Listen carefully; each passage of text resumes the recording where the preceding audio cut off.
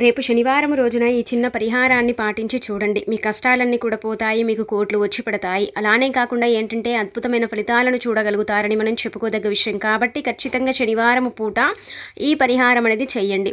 ఇలా కనుక చేసినట్టయితే చాలా మంచి రిజల్ట్ అనేది వస్తుందండి. మనకు పెద్దగా కావాల్సింది ఏమీ లేదు, చాలా చిన్న పరిహారం అండి. ఫలితం కానీ చాలా పెద్దగా ఉంటుందన్నమాట. మనని కష్టాల నుంచి బయటపడేయటానికి, మనం కష్టం నుంచి బయటికి రావడానికి, అలానే కాకుండా ఏంటంటే మనకి ఇబ్బందులు ఉంటూ ఉంటాయి. అంటే మనం బాగానే ఉంటాం కానీ మధ్య మధ్యలో మనకు చాలా వరకు కూడా ఇబ్బందులు వస్తూ ఉంటాయి. ఆ ఇబ్బందుల నుంచి మనం ఎలా బయటపడాలో కూడా అర్థం కాదు కదా. అలాంటప్పుడు ఏంటంటే కనుక ఈ పరిహారం శనివారం పూట ఆచరించుకున్నట్టయితే చాలా మంచి రిజల్ట్ అనేది రావటం మన కళ్ళతో మనం చూడగలుగుతామని మనకు పండితులు కూడా చెబుతున్నారనమాట. కాబట్టి శనివారం పూట ఖచ్చితంగా ఈ పరిహారం చేయండి. అసలు దీన్ని ఎలా చేయాలో తెలుసుకునే ముందు ఒక చిన్న రిక్వెస్ట్ అండి, వీడియోని పూర్తిగా చూడండి, నచ్చితే లైక్ చేయండి, కొత్తగా చూస్తున్నట్టయితే సబ్స్క్రైబ్ చేసుకోండి. ఇక వీడియోలోకి వస్తే ఏంటంటే కనుకనండి, రేపు శనివారం తిథి రోజున ఇప్పుడు మనం చెప్పుకోబోయే విధంగా ఈ చిన్న పరిహారం అంటే నార్మల్గా వచ్చేసి పసుపు బియ్యంతో ఈ పరిహారం చేయండి. పసుపు బియ్యంతో పరిహారం చేయటం వల్ల ఏంటంటే మనకు కొన్ని అనుకోని కొన్ని బాధలు వస్తూ ఉంటాయి. అంటే అవి ఎలాగైనా సరే ఏదో ఒక రూపంలో మనకు కొన్ని ఇబ్బందులు, ఆటంకాలు, అడ్డంకులు, అలానే కాకుండా ఏంటంటే తీవ్రంగా ఇబ్బంది పడిపోవటం, బాధపడిపోవటం, ఎంత చేసినా కానీ ఆ సమస్యలు తీరక మనం కష్టపడుతూ ఉంటాం. అలానే కాకుండా కొన్ని పెద్ద పెద్ద కష్టాలు కూడా వస్తూ ఉంటాయి కదా. అలాంటప్పుడు కూడా ఏంటంటేనండి ఈ పరిహారం చక్కగా ఉపయోగపడుతుంది. కాబట్టి ఏంటంటే ఈ విధంగా ఆచరించుకోండి. శనివారమే చేయాలండి అంటే కనుక ఆ శనివారమే చేయాలి అని మనకు పండితులు కూడా మనకి ఇది చెబుతున్నారనమాట. కాబట్టి శనివారం పూట అయితే ఇలా ఆచరించుకోండి. ఇలా కనుక ఆచరించుకున్నట్టయితే చాలా మంచి రిజల్ట్ అయితే వస్తుంది. అది చూసి మీరు ఆశ్చర్యపోతారు. మీరు ఏం చేయండి అంటే కనుకనండి, చక్కగా శనివారం మనం ఏంటంటే వెంకటేశ్వర స్వామిని ఆరాధిస్తూ ఉంటాం, పూజిస్తూ ఉంటాం. ఉదయాన్నే లేచి స్నాన కార్యక్రమాలు చేసుకొని ఉతికిన బట్టల్ని ధరించి ఇంటిని వాకిలిని శుభ్రం చేసుకోవడం, ఇవన్నీ కూడా సర్వసాధారణంగా అందరూ చేస్తూ ఉంటారు. అలాగే కాకుండా ఇంకొకటి ఏంటంటే కనుకనండి, చక్కగా ఈ రోజున ఏంటంటే పెద్ద పెద్ద కోరికలు ఉన్నాయి, అవి తీరటం లేదు. ఆ కోరికలు అయితే మాకు చాలా ఇబ్బంది పెడుతున్నాయండి, కోరికలు అసలు తీరక మేము బాధపడిపోతున్నామంటే ఖచ్చితంగా అండి గుర్తుపెట్టుకోండి, 11 శనివారాల పాటు వెంకటేశ్వర స్వామికి పిండి దీపారాధన అనేది చెయ్యండి. అలా కనుక చేసినట్టయితే చాలా మంచి రిజల్ట్ వస్తుందన్నమాట. ఇక అనంతరం వచ్చేసి ఏంటంటే కనుకనండి, ఏదైనా చిన్న చిన్న వ్యాధులతో బాధపడుతున్నారు, ఏదైనా సరే చిన్న చిన్న జబ్బులు వస్తున్నాయి, వాటి నుంచి మనం బయటపడాలనుకుంటున్నాం అనుకోండి, గుర్తుపెట్టుకోండి 5 శనివారాలు మనం ముందు చెప్పింది ఏంటంటే కోరికలు తీరడానికి 11 శనివారాల పాటు వెంకటేశ్వర స్వామికి పిండి దీపారాధన చేయాలి. ఇది అందరికీ తెలిసింది. ఇంకా మనకేంటంటే చిన్న చిన్న వ్యాధులు వస్తున్నాయి, అవి తగ్గటం లేదు, అంటే నార్మల్గా అవి ఎంత ప్రయత్నించినా కానీ అవి పోవటం లేదు, అనారోగ్య సమస్యలు వస్తున్నాయి, ఆరోగ్యానికి సంబంధించి కనుక అనుకున్నట్టయితే మీరేం చేయండి అంటే కనుకనండి 5 శనివారాల పాటు 5 తులసి దళాలను వెంకటేశ్వర స్వామికి సమర్పించండి. మీరు ఆచరించండి, ఖచ్చితంగా ఫలితం వస్తుందన్నమాట. ఇంకా అలాగే కాకుండా ఏంటంటేనండి ఇవి చిన్న చిన్న పరిహారాలకు ఉపయోగపడతాయి. అంటే పెద్ద పరిహారాలకు మాత్రం ఇప్పుడు మనం చెప్పే పరిహారం అయితే చక్కగా పనిచేస్తుంది అని మనం చెప్పుకోదగ్గ విషయం. కాబట్టి ఈ విధంగా ఆచరించండి. దీనికి పెద్దగా కావాల్సింది ఏమీ లేదు, మనం రూపాయి కూడా ఖర్చు పెట్టాల్సిన అవసరం లేకుండా మన ఇంట్లో ఉండే పసుపు బియ్యాన్ని తీసేసుకొని పరిహారం కనుక చేసుకున్నట్టయితే మనకు అద్భుతం జరుగుతుందని కూడా మనం అద్భుతాన్ని చూడొచ్చు, అద్భుతం జరిగిపోతుందన్నమాట. కాబట్టి ఈ విధంగా ఆచరించండి. గుర్తుపెట్టుకోండి, బియ్యం ఏంటంటే చాలా వరకు కూడా శక్తివంతంగానే మనం పరిగణిస్తాము. బియ్యంతో పరిహారం చేస్తే తప్పకుండా ఫలితం వస్తుందన్నమాట. బియ్యము అంటే అన్నపూర్ణ దేవి యొక్క రూపంగా భావించబడతాయి. అలానే పసుపు అనేది మంగళకరమైనది, శుభకరమైనది. పసుపు చెడుని తీసేస్తుంది. పసుపు అనేది అనేక రకాల ఇబ్బందుల నుంచి మనని బయటపడేయడానికి కూడా ఈ పసుపు అనేది మనకు పనిచేస్తుంది. యాంటీబయాటిక్గా కూడా మనకు పసుపు అనేది పనిచేస్తుంది. కాబట్టి తప్పకుండా మీరు ఏంటంటే పసుపుని తీసుకోండి. పసుపు అనేది నార్మల్గా అందరి ఇళ్లలో ఉంటుంది, కానీ మనం ఏంటంటేనండి పూజ కోసం తెచ్చుకున్న పసుపు కాకుండా మన ఇంట్లోదైనా సరే మనం వాడుకోవచ్చు. ఒకవేళ లేదు మేము పూజ కోసం సపరేట్గా వాడుకుంటామంటే కనుక ఇలా కూడా మీరు వాడుకోండి. గుర్తుపెట్టుకోండి, ఇందులో మనం 2 పరిహారాలు చెప్పుకుందాం. ఈ 2 కూడా చాలా చక్కగా ఉపయోగపడతాయి, చాలా అద్భుతమైన ఫలితాలను అయితే తెచ్చిపెడతాయి. ముందు పరిహారం అంటే మనం చెప్పుకున్నాం కదా, కోరికలు తీరటం లేదు, కోరికల వల్ల ఇబ్బంది పడిపోతున్నారనేసి. అయినప్పటికీ కూడా మన కోరికలు తీరటం లేదు అనుకునేవారు ఏంటంటే కనుక పిండి దీపారాధన చేసిన తర్వాత ఈ పరిహారం వెంటనే పాటించుకోండి, సరిపోతుంది. మీరు ఏం చేయండి అంటే కనుకనండి, ఒక తెల్లని క్లాత్ కానీ తెల్లని పేపర్ కానీ తీసుకోండి. దానిపైన గీతలు కానీ రాతలు కానీ ఏవి ఉండకూడదు. అది మనం తీసుకునే తెల్ల బట్ట ఉంటుంది కదా, అది అంటే క్లాత్, అది కొంచెం పాతదైనా పర్వాలేదు, కానీ అప్పటికప్పుడు నీళ్ళలో తీసేసి తీసుకుంటే సరిపోతుందన్నమాట. ఇలా తీసేసుకున్న తర్వాత ఏం చేయండి అంటే కనుకనండి, అందులో టీ స్పూన్ గుర్తుపెట్టుకోండి. ఎందుకంటే అందరి ఇళ్ళల్లో మనకు చాయ్ స్పూన్లు ఉంటాయి కదండి, టీ స్పూన్ అంటాం మనం. అది తీసుకోండి. అది తీసుకొని ఒక స్పూన్ మీరు బియ్యం పోస్తే ఆ యొక్క క్లాత్లో కానీ లేదంటే నార్మల్గా వచ్చేసి ఒక పేపర్లో కానీ మనం బియ్యం పోసామనుకోండి, ఆ బియ్యంలో వచ్చేసి ఏంటంటే కనుక 1/2 స్పూన్ అంత పసుపుని పోసేయండి. ఇలా పోసేసి ఏం చేయండి అంటే కనుకనండి, గుర్తుపెట్టుకోండి అవి అక్షంతరాలుగా మారిపోతాయి కదా. పసుపు బియ్యాన్ని మనం సపరేట్గా కలుపుతున్నాం, మనం అక్షంతరాలను కలపటం లేదు, మన పరిహారం కోసం కలుపుతున్నాం. కాబట్టి పరిహార పరంగానే మనం దాన్ని వాడుకోవాలన్నమాట. అంటే అక్షంతరాలు అక్షంత్రాలు అని భావించకూడదండి. పరిహారం చేస్తున్నాం కాబట్టి పసుపు బియ్యంగానే పరిగణించేసి మీరు చక్కగా క్లాత్లో కానీ పేపర్లో కానీ పెట్టేసి అందులో గుర్తుపెట్టుకోండి. ఇది చెప్పే పరిహారం ఏంటంటే పెద్ద పెద్ద కోరికలు తీరటానికి. అంటే ఇప్పుడు మనం దీపారాధన చేయటం వల్ల కోరిక తీరుతుందా అండి అంటే కనుక తీరుతుంది. కానీ ఇంకా ఈ పరిహారం చేయటం వల్ల మనకు చాలా ఎక్కువగా ఫలితాలు వస్తాయన్నమాట. అంటే ఇప్పుడు మనకు అంటే 3 నెలలకు రావాల్సిన అంటే ఫలితము మనకు 41 రోజుల్లోనే రావచ్చు అని కూడా మనకు శాస్త్రాలు చెబుతున్నాయి. కాబట్టి ఈ విధంగా ఆచరించుకోండి.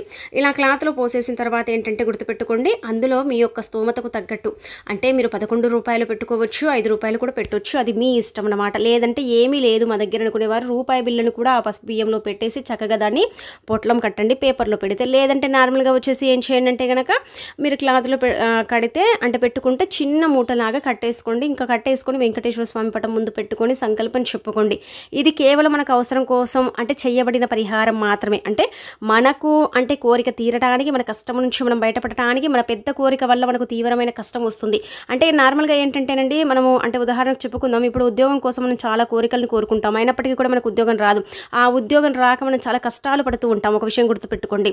అలా ఆ కష్టాల నుంచి మనం బయటపడటానికి ఈ ఒక పరిహారం అయితే మనకు చక్కగా పనిచేస్తుంది. కానీ వితిన్ సెకండ్స్లోనే మీకు రిజల్ట్ వస్తుంది, 24 గంటల్లోనే ఫలితం వస్తుందని కాదు. ఫలితం మాత్రం వస్తుంది.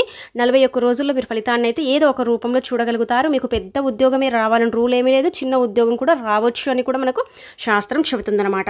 కాబట్టి ఈ విధంగా అయితే ఆచరించుకోండి. ఇలా కనుక ఆచరించుకుని మీరైతే ఫలితం పొందవచ్చు. చాలా శక్తివంతమైన పరిహారం. ఎవరైతే దీన్ని నమ్మకంతో చేస్తారో వారికంతా కూడా మంచి జరిగి తప్పకుండా ఆ స్వామివారి యొక్క ఆశీస్సులు ఎల్లప్పుడూ కూడా ఉంటాయి. ఆయన యొక్క అనుగ్రహంతో పాటు, ఆయన యొక్క కృపా కటాక్షముతో పాటు మనకేంటంటే మనం కోరుకుంది జరుగుతుంది. గుర్తుపెట్టుకోండి, మానవ అంటే మనం నార్మల్గా మన చేతులతో మనం పరిహారం చేస్తాం కదండి, అది తప్పకుండా సిద్ధిస్తుంది. అందులో కొన్ని పొరపాట్లు ఉన్నా సరే ఆ పరిహారం ఏంటంటే కనుక పనిచేయటం అనేది ప్రారంభిస్తుంది అనమాట. ఏదైనా సరేనండి జరుగుతుంది, మనకు జరుగుతుంది అనేసి మనం నమ్మకంతో చేసామనుకోండి తప్పకుండా అది జరిగి తీరుతుంది. జరగదన్న సందేహమే ఉండదనమాట. ఎప్పుడైతే మనం పరిహారం చేసేటప్పుడు జరగదు, ఇది అవ్వదు, ఇది కాదు, ఇది వస్తుందో రాదో ఇలా అనుకోకండి. జరుగుతుంది కదా, ఫలితం వస్తుంది అనుకుని కనుక మీరు ప్రయత్నించినట్టయితే, మీ యొక్క సంకల్పం గట్టిదై ఉన్నట్టయితే ఖచ్చితంగా మీకు ఫలితాలు అయితే అధికంగానే వస్తాయి కదా. కాబట్టి ఈ విధంగా ఆచరించుకొని ఫలితం అనేది పొంది మీ జీవితాన్ని మార్చుకోండి. అలాగే కాకుండా గుర్తుపెట్టుకోండి, పిండి దీపారాధన పెట్టే వీలు లేకపోతే నార్మల్ దీపమైనా సరే పెట్టుకోండి. కానీ దీపారాధన అయితే శనివారం పెట్టాలి. ఈ పరిహారం చేసేటప్పుడు అయితే శనివారం పూట మీరు ఖచ్చితంగా దీపారాధన చేయండి. గుర్తుపెట్టుకోండి, ఓ పెద్ద పెద్ద మీకు గవర్నమెంట్ జాబ్స్ ఇలాంటివి వస్తాయని కాదు, అంటే పెద్ద పెద్ద ఉద్యోగాలు వస్తాయని కాదు. కాకపోతే ఏంటంటే కనుక మన స్తోమతకు తగ్గట్టు, మన యొక్క స్థితిగతికి తగ్గట్టు మనకైతే ఉద్యోగం అయితే రావటం అనేది ఖాయం అనమాట. కాబట్టి ఈ విధంగా ఆచరించుకొని చక్కగా ఫలితం పొందండి. శనివారం పూటే చేయాలా అంటే శనివారం చేయాలి. మరి కోరిక తీరిన తర్వాత ఆ బియ్యాన్ని మరి మేము ఏం చేయాలి అంటే గనక మనము దగ్గరలో ఉండే హుండీలో వేసుకోవచ్చు, లేదంటే పారే నీళ్ళు ఉంటే అక్కడ కూడా వదులుకోవచ్చు. కానీ రూపాయి బిల్లని తీసుకోవటం ఇలాంటివి చేయకండి. మూటని విప్పటం, ఆ పొట్లాన్ని విప్పటం చేయకండి. ఒక్కసారి కట్టామా మళ్ళీ విప్పకూడదనమాట. ఇంకా అలా పెట్టేసి వదిలేయటమే అనమాట. అలా వదిలేసి ఇంకా మనం చక్కగా ఫలితాన్ని పొందవచ్చు, మన జీవితాన్ని మార్చుకోవచ్చు. మన జీవితంలో ఉండే కొన్ని అంటే స్థితిగతులను మనం మార్చుకునే ఒక పరిహారం అండి.